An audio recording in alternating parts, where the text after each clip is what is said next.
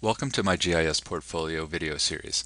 My name is Robert Sacco, and since all of my GIS database administration and web development work occurs behind a firewall, I thought I would create this video series to display examples of my work. This video is intended to display the work I have done designing, developing, and maintaining a GIS unit intranet presence to communicate important aspects of our enterprise GIS system, as well as other work we are doing within the agency. These pages were developed in Visual Basic ASP.NET using Visual Studio. And the reason I decided to develop these pages was realizing the ineffectiveness and currency of other methods of communication, including quarterly newsletters and emails. And this just seemed like the way to go to quickly be able to post the most relevant information on our systems to the end users. And so as you come into our pages, we have a home page and we have posted what we call hot topics, and this is where we're posting what the most current and relevant information is and announcements that we want to communicate to end users. And as you can see, this includes an announcement for an internal review for a fishing atlas, which is a Flex API web application that's intended to assist anglers in finding new fishing locations. And also on the page we have posted errors and problems that we've encountered with the software and connections to the ArcSTE database, and we're able to quickly post solutions to those issues that end users are encountering so that other users can view these errors and quickly find solutions if they encounter these errors. We also use this for announcements for posting new releases of software and providing links on how to make those installations. So here's, again, and then it takes you to a page that further details the information on installing ArcGIS version 10.1, as well as various service packs.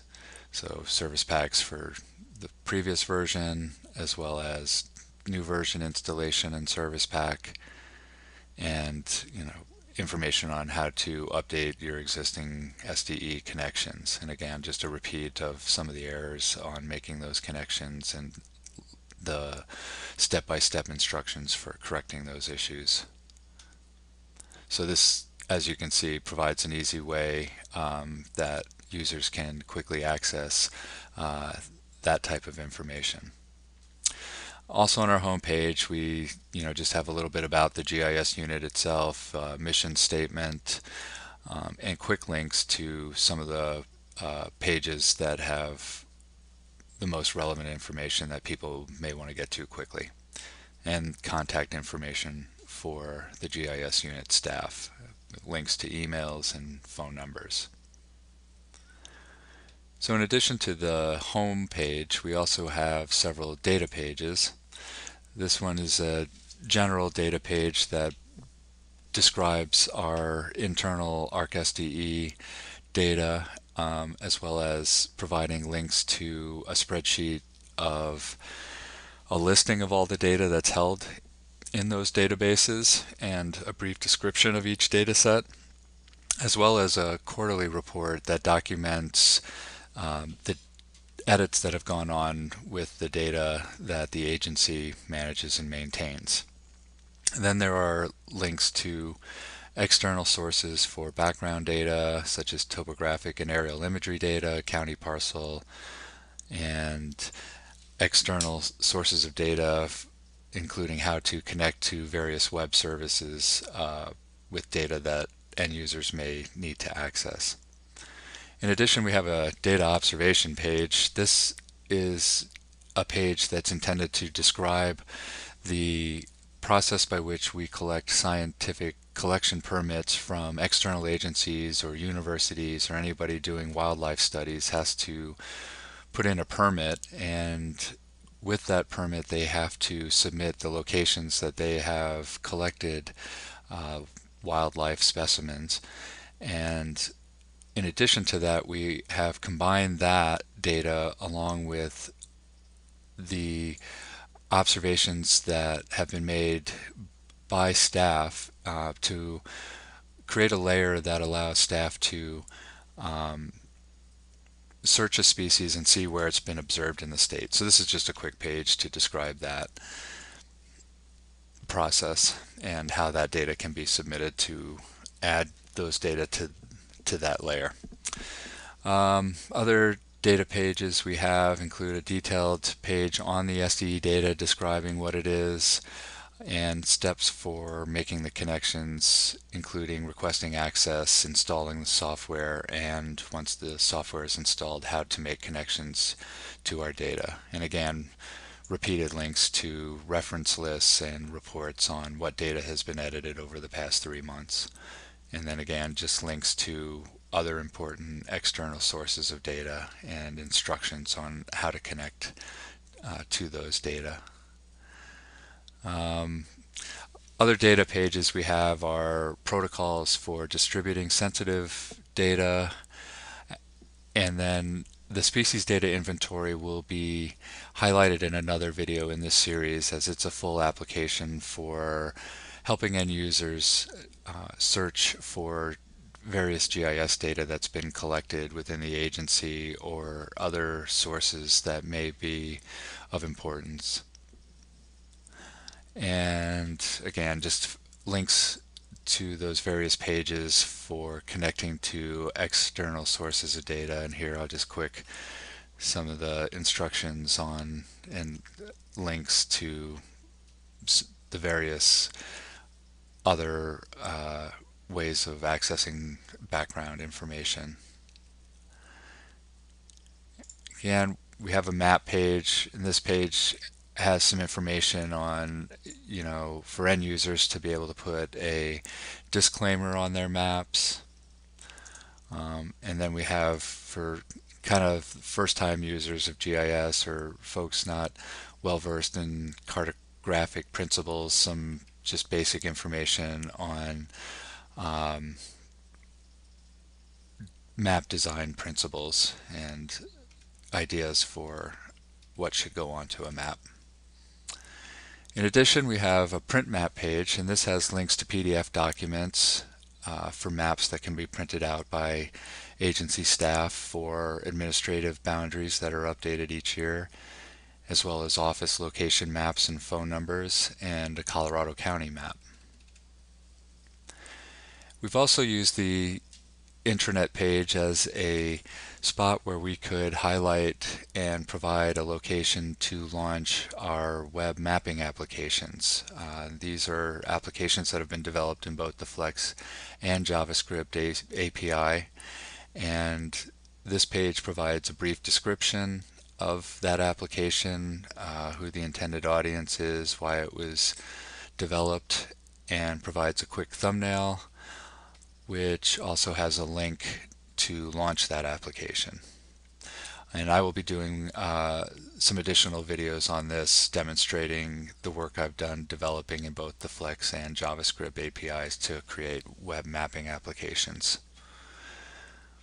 We have some pages for GIS resources, including a training page, which has, again, links to course outlines and information on who to contact for requesting training, as well as listings, scheduling, locations, and dates. And we've recently begun working with creating and developing training videos on some of the most commonly requested how-tos from our end users, and so we can post a video here and capture how to perform certain tasks within the GIS, and we're hoping to add to that. But the intranet page allows us to again post that information and allow staff to easily access it. We also, here's sort of just information on a GPS to GIS course and some other GPS training. And as we come across it, we also post links to external sources of training for users wanting to getting started with GIS. In addition to the training page, we have a how-to page, so some of the most commonly asked questions that we've received we're able to post here, and then people can access that information here. And I think we found that we've dramatically reduced the number of calls we get by being able to post some of the more common questions that we've received on how to do things within the GIS system. So as you can see, just various topics and links to instructions on how to perform functions within the GIS system that may be of interest to our end users. So those, and we also have a GPS page that kind of describes some of the recreation and higher end GPSs and information on applications that allow the transfer of data between GPS units and the GIS software. And again, so information on Garmins and Trimbles and the various software and utilities that end users may want to use to perform the tasks and collecting data that way. We have some project pages, some information on some of the work that we're doing within the agency, just to familiarize folks with the work that we do. And parcel lease is for the State Land Board and BLM conducting oil and gas lease sales. We're required to provide commentary on that, and then this is just information on dates that those are occurring and links to the data and end products of those analysis for that commentary. So this has been worthwhile for staff working on those issues to be able to access. And then finally, I'll just quickly mention that the state has moved to the Gmail, email, and calendaring system, and this enabled me to quickly embed a calendar for the GIS unit, and we can quickly post relevant information, times and dates of mapping sessions and other related GIS events we can post to this calendar and make accessible to all staff. So I hope you've enjoyed that. This has just been a quick tour of some intranet pages I've developed and for communicating information on our GIS enterprise system and other related information to end users. And this has been a huge time savings and more effective way of communicating that information. I'm intending on creating more videos in this series, and I hope you'll come back and watch. Thanks.